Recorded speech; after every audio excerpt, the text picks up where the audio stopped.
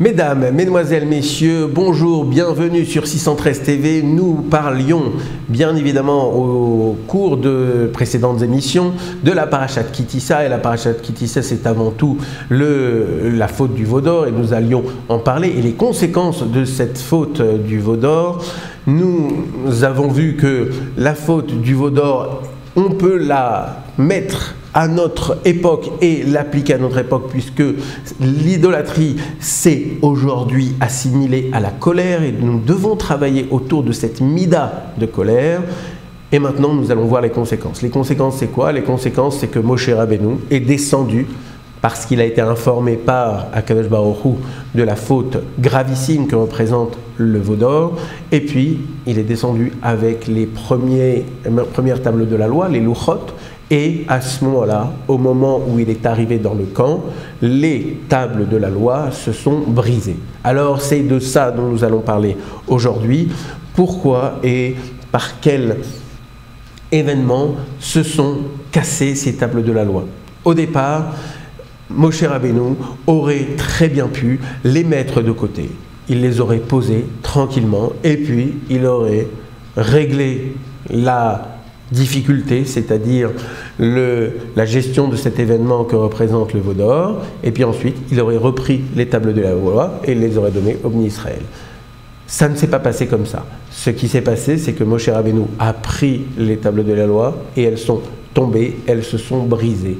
Alors comment se fait-il que ça s'est passé comme ça? Eh bien, en fait, il faut savoir que les tables de la loi, ça représentait l'acquisition de la Torah, une acquisition qui était une acquisition définitive. C'est-à-dire que lorsque l'on apprenait la Torah avec les tables de la loi, les premières tables de la loi, eh bien, nous n'oublions jamais les enseignements de la Torah que nous avions appris. Et donc, en fait, il y avait une facilité dans l'étude de la Torah. Au départ, cela a beaucoup plu à Moshe Rabbeinu. Pourquoi? Parce que c'était une possibilité pour l'ensemble du peuple d'acquérir l'ensemble de la Torah. Et ça, c'était très agréable pour lui, parce que ça lui permettait de transmettre facilement la Torah. Et puis en fait, il s'est rendu compte que si la Torah était acquise si facilement, alors il pourrait y avoir une acquisition d'un côté de la Torah et d'un autre côté, le fait que les Bnei Israël n'allaient pas se comporter de manière convenable. Et c'est ainsi que lorsqu'il a vu que les Bnei Israël, alors qu'ils venaient de vivre la révélation sur le Har Sinaï, eh bien faisaient actuellement au pied du Har Sinaï des fautes aussi graves que l'idolâtrie ou que les mauvaises mœurs, eh bien à ce moment-là il a dit ça n'est pas possible d'acquérir d'un côté la Torah aussi facilement et d'avoir des comportements qui sont absolument inadaptés. C'est la raison pour laquelle les tables de la loi se sont brisées et lorsqu'elles se sont brisées, eh bien il n'était plus possible d'acquérir la Torah aussi facilement. Et c'est ainsi que lorsque les deuxièmes tables de la loi ont été écrites par les mains de Moshe Rabbeinu et non plus par Akadosh Baruch Hu, à ce moment-là, il a été désormais réalisé le fait que l'acquisition de la Torah se ferait par beaucoup d'efforts. Et quand on dit effort, on ne dit pas simplement effort intellectuel. On dit aussi effort dans la manière de se comporter. C'est-à-dire qu'en fait, si l'on souhaite être imprégné de la Torah, alors nous devons avoir un comportement qui soit adapté à cette Torah. Il n'est pas possible de vouloir se remplir d'enseignements aussi purs et d'un autre côté d'avoir un comportement qui ne correspond pas à cette pureté que représente la Torah. Il y a un certain nombre de conditions pour que la Torah soit en nous. Si on les réunit, alors Akadosh Baruch Hu nous donne la possibilité de s'enrichir dans ces enseignements de la Torah, mais si par contre notre comportement n'est pas adapté, alors l'aide d'Akadosh Baruch Hu ne vient pas et donc il n'est pas possible d'acquérir cette Torah. Ça, c'est très important de le savoir. Il y a un comportement absolument nécessaire, avec différentes facettes dans ce comportement, qui est obligatoire si l'on souhaite vivre selon la Torah et être imprégné de la Torah. Et ça, c'est les deuxièmes tables de la loi. Il faut savoir aussi que avec ces deuxièmes tables de la loi est venu l'oubli. Alors pourquoi est-ce que l'oubli est venu et pourquoi est-ce qu'il n'était pas possible d'oublier lorsque il y avait les premières tables de la loi. En fait, les premières tables de la loi sont consécutives à la révélation dans le Sinaï et en fait à une élévation spirituelle très très importante de tout le peuple juif. Une élévation tellement importante qu'ils avaient acquis un niveau égal à celui d'Adam Arishon, et en fait ils étaient devenus immortels. Et lorsqu'ils sont devenus immortels, eh bien ils avaient la possibilité d'acquérir la Torah comme cela. Pourquoi? Parce que l'oubli n'existait plus.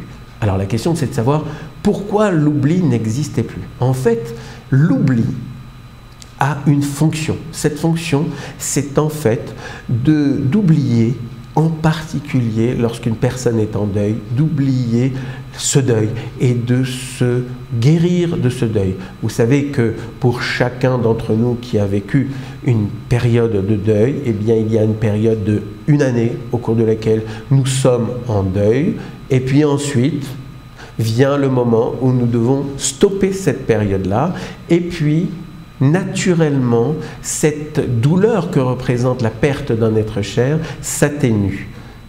Eh bien ça, cela vient par cadeau d'Akadosh Baruch Hu, c'est un cadeau d'Hachem qui veut que, au fur et à mesure, la peine s'atténue grâce à l'oubli. C'est ainsi que Yaakov, qui avait toujours de la peine après des années et des années de la perte de Yosef, n'arrivait pas à se consoler, tout simplement parce qu'il n'arrivait pas à l'oublier. Et pourquoi il n'arrivait pas à l'oublier? C'est parce qu'il était vivant. Mais pour quelqu'un qui est malheureusement morte, eh bien survient cet oubli, et cet oubli est donc un cadeau d'Hachem. Or, il se trouve que ce cadeau n'était d'aucune utilité lorsqu'il y avait les premières louchot et au moment où elles ont été données, tout simplement parce que le niveau des Bnei Israël était tel que tout le monde était devenu immortel et qu'il n'y aurait plus de personnes décédées. Et donc l'oubli n'avait plus aucune utilité. Lorsque les louchot ont été cassé, eh bien là, le niveau des Bnei Israël a chuté, surtout suite à cette faute de l'idolâtrie que représente la faute du veau d'or. Et à ce moment-là, il y avait à nouveau nécessité d'introduire dans le monde l'oubli, puisque désormais les individus n'étaient plus immortels. C'est la raison pour laquelle il y avait une différence énorme entre les premières louchot qui permettaient d'acquérir la Torah, et ceci de manière définitive, et les deuxièmes louchot, les deuxièmes tables de la loi qui, elles, ne le permettaient pas. Mais tout ceci, encore une fois, a été vu de manière positive, puisqu'on a vu que grâce à cela, nous pouvions acquérir la Torah dans la pureté et en totale conformité avec les valeurs qui sont incluses dans cette Torah. La question, c'est de savoir, la dernière question que nous allons poser, c'est de savoir si Moshe Rabbeinu avait la possibilité de décider lui-même de casser ces tables de la loi. Alors il se trouve que le Rav de Volodjine, eh bien lui, a fait en quelque sorte la même chose. Je m'explique. Le Rav de Volodjine avait une yeshiva, et cette yeshiva fonctionnait parfaitement. Elle avait de très bons résultats, et des talmidei chachamim, des grands érudits en Torah sortaient de cette yeshiva. Et puis, il y a eu une pression sur la yeshiva pour introduire des enseignements profanes, et en particulier l'enseignement du russe, à l'intérieur même de la yeshiva. Eh bien, le Rav a décidé que cette yeshiva, si elle n'était pas totalement conforme, et ceci à 100%, avec les idéaux de la Torah et surtout avec la transmission de génération en génération, eh bien si elle n'était pas conforme à ce qu'avaient édicté les Chachamim, les grands décisionnaires, eh bien il n'était plus possible qu'elle reste ouverte, et donc il a tout simplement fermé cette yeshiva. C'est exactement la même chose pour les tables de la loi. Les tables de la loi, les premières, n'étaient plus adaptées à la situation du peuple juif tel qu'il était au moment de la faute du veau d'or. Et puisqu'ils n'étaient pas adaptés, il fallait les faire disparaître, et c'est la raison pour laquelle Moshe Rabbeinu les a cassés pour les substituer avec d'autres tables de la loi qui étaient totalement, elles, adaptées à la situation des Juifs au moment de cet événement dramatique. Nous vous souhaitons en tout cas une bonne journée. On se retrouve demain pour de nouveaux développements autour de la parashat Ki Tisa.